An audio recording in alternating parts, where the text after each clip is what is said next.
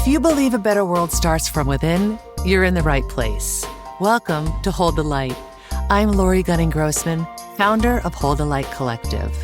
This is a special series, a guided exploration of the Freedom Transmissions, a spiritual book about building a strong inner foundation so you can show up more authentically in your life and in the world.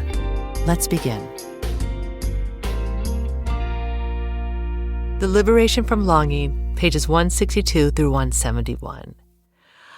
Okay, so the theme and focus of this chapter, it's taking a look at how we become trapped in patterns of wanting, constantly seeking external validation, possessions, and acceptance to feel complete. The offering here, it reveals how these very longings end up owning us through our fears and attachments. And so we're reminded of a fundamental truth we often forget. We're already whole and complete, just as we are. We're reminded that true liberation comes not from acquiring more, but from releasing our attachments to external belongings and recognizing that we already belong to something greater, the divine, right? So it's through this process we can learn how to become free from the servitude of longing, which we discussed in the previous chapter. We become free from wanting for something outside of ourselves to make us feel whole. This is the liberation from longing.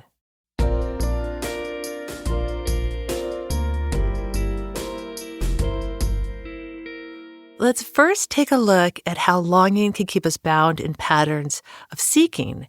As Yeshua says at the top of this chapter, when you seek too much to belong or for belonging, ownership of things on the outside, it can completely blind and strip your lens of the wheat on the inside. And so we've already learned our wheat is akin to our soul. So we find ourselves longing to belong through external validation when what we really need is to simply shift our focus to the counterpolarity of belonging, which is longing to be. It's the longing to be free of the need to belong or to our belongings. Yeshua teaches us that the more we long for something external, whether it's a relationship, money, validation, or acceptance, the more we give up our power to that very thing. And so we end up placing ourselves in a position of deep vulnerability where we're susceptible to the ego's loud voice that says we aren't enough without that thing we long for, or that if we don't belong, we will face the threat of insecurity and rejection. So what happens? Well, we learn that our ego ends up owning us through fear. It's the fear of not getting what we want and the fear of losing what we have. This first fear, it sounds like this. I have a fear that I won't get the money, relationship, acceptance, or validation I need to feel safe and worthy. I must seek harder, compromise more of my boundaries, give up more of my worth, change my appearance, work harder and harder, or I'll end up alone and I won't get what I need. The second fear, it sounds like I've worked so hard to amass these belongings and relationships that make me feel like I belong. I could lose all of this. Then who would I be? I must avoid loss at all costs. So both these fears are exhausting burdens to carry, we learn. They require immense energy. It keeps our mind locked in a limited space of complacency. Because when we're bound by the things we belong to and that belong to us, all we can see is through our ego's limited lens. It creates an energy of hypervigilance, paranoia, and control. What we truly long for, we realize through this offering, is to be. And in the book, the word be is capitalized. B-E, to be loved and to give love in reciprocity.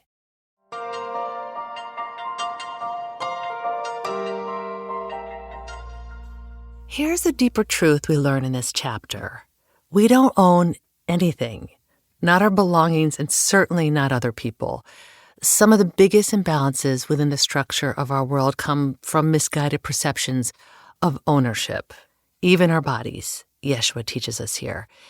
He says our body belongs to us to a certain extent, but even the matter, the physical form, belongs to Gaia and God.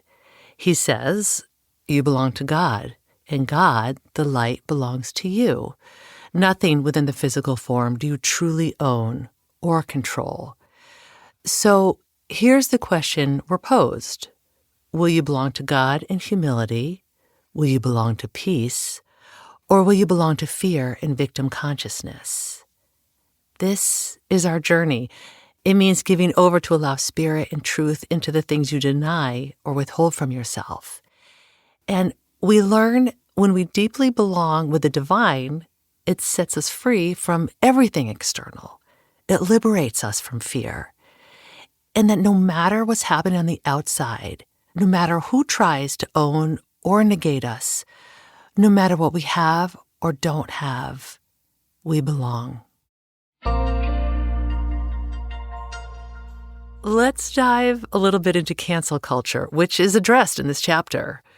Yeshua points out that many want to ostracize or reject others, but he says it's those people, the ostracized or the rejected ones, whom Spirit actually holds closest. We're taught that when we reject others, canceling their worth and not recognizing their soul regardless of their actions, we're engaging in foolish wisdom and arrogance. We must honor them as people rather than possessions we feel entitled to judge. And so we learn that no soul can be canceled.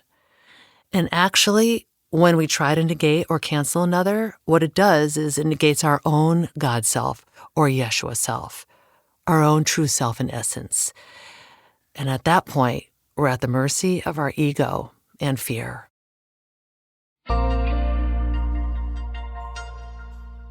The path to liberation from longing, essentially, it's aligning ourselves with Spirit. When we release all the things that we think we are or that we think we have, we're free because we found our source. We belong to God. And then it is at that point we can simply be. It's releasing our whole heart to the divine and saying, thank you for all these wonderful belongings and beautiful things, but these aren't mine. These are yours, God. Yeshua shares that this is one of the most liberating ways of being. But don't worry, as Yeshua says, this doesn't necessarily mean things will be taken away or that we're going to experience loss. We're taught that often Spirit brings us more. Each soul has different needs, just as each has different paths. Your consciousness, my consciousness, our consciousness is evolving and changing constantly. And Spirit sometimes aligns those changes in the outer world, but only for the benefit of your inner realization. We learn the essence of your being is peace and love. As long as you are a being and being present in any moment, you have everything. And whatever part of you says you don't have enough, that you're not enough, or that you've done something so wrong you're not worthy of love, well, that's an illusion. A focus on scarcity and unworthiness allows the chains of fear to stitch and bind us. But when we're present in the moment, we're free. So it comes down to faith, forgiveness, and freedom. And that when we have faith, we're not afraid of getting what we need because we just leave that to the divine. Here in the chapter on page 166, we're offered the prayer of belonging to God, prayer of reclaiming divine authority. I'll read it here. Divine grace, divine self, I belong to God. I understand that my mind does not even know what I need. I give myself over to my being, to the flow of light above and below. My possessions, I offer these to you. God, light, consciousness, essence of my being. I will caretake these things for as long as they need to be caretaken. I will let them go as and when they need to go. I trust in God and the Yeshua within self. And I understand that I belong to myself. I love to be myself. And so too, I belong to God. I love to be. I am. Thus, I choose to rest in the being of this moment in grace, peace, trust, curiosity, and acceptance.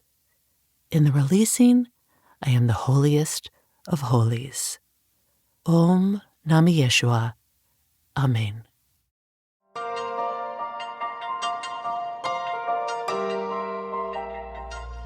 In this offering, we also learned that when we die, we carry with us the moments we experienced a communion, connection, and belonging to and with another in reciprocity. It's in these moments that formulate the conscious soul memory. What we don't carry with us are our possessions, likes, clicks, arguments, or numbing moments. However, we do carry the distortions they created within us. So our memory is part of our soul's dreaming. And we learn here that it's truth, depth, joy, intimacy, and empathy within this dreaming that our soul carries with us. It's the simple moments like the smell of an autumn leaf or the smell of your grandmother's cooking. It's traditions, spontaneous moments that make us break out in laughter. It's a smile or it's a hug with a loved one. That is what we carry with us. This is what truly matters. As Yeshua says, you are on borrowed time, beloved one. Use it wisely to engage free of fear in the opening of your sacred heart to life. Why not, says the soul. Why not? We're all part of the tree of life. And our memories are one with consciousness, even if we're not conscious of this truth. Because here's what we learn here. While all beings are conscious, not all are awakened. Many still view life primarily through the external lens, like getting more money, more abundance, one more thing after another. They don't realize that they're owned by these very things they long for. The liberation from longing invites us to release attachment to external validation and return to the truth that we already belong to ourselves, to each other, and to the divine. In this belonging, it's where we find freedom.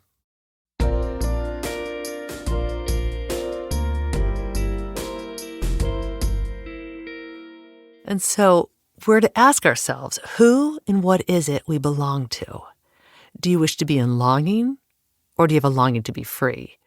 We're encouraged to question our time since, as we've discussed, we're on borrowed time.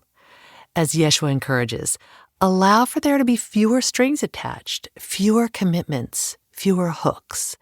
Leap in trust, leap in faith. Surrender the complexity, and you'll be surprised by how much relief you feel. We're going to feel relief not from responsibility, but from the burden of responsibility. But to do this, we need to remember that we belong in a body, not in a mind, and we belong in love, not in fear. We belong here to our world and equally to spirit. As Yeshua says, the beauty of this existence is you get both. We simply need to give over control and the energy of holding on, and that when we are fully in the energy of love, we'll just do, we'll create, we'll be in service, and we'll give back without fear.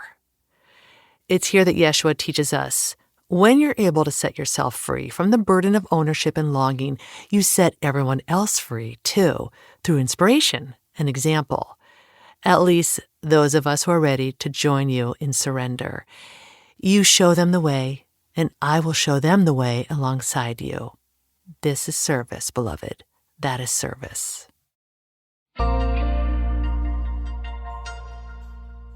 As we come to this chapter's end, we're given some important questions to explore through a writing practice.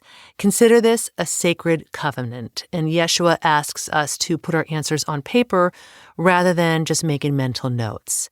The exact prompts are found on pages 170 and 171, but essentially they go like this. Number 1, what owns you? What are you committed to in the external world and in your thoughts, feelings, and emotions that feel like burdens? Where do you feel bound by your attachments and longings? Number 2, what do you feel you're owed? Does that sense of entitlement bring you more peace or more anger and stress when it doesn't come? Number 3, Are you owned by fear and worry? And do you wish to be free? Number 4, what's at the heart of your longing? Can being be enough for you? Are you willing to give over these crosses to Spirit so that you can begin to shift your perception? And number 5, are you willing to commit to creating the space for living as and with your divine self? Do you need to be the leader, or can you understand that leadership comes naturally through the embodiment of whatever size and scope you're designed to fulfill? Yeshua reminds us here that there are no expectations, no entitlements that will be served through this writing process. Only wonder, he says. This is the best way for him to bring us our needs in revelation, manifestation, and joy. So keep returning to and refining this writing, and all that we need will become clearer. This is a liberation from longing. It's not a destination, but a journey of returning home to our true nature, where belonging is not something we seek, but something we already are.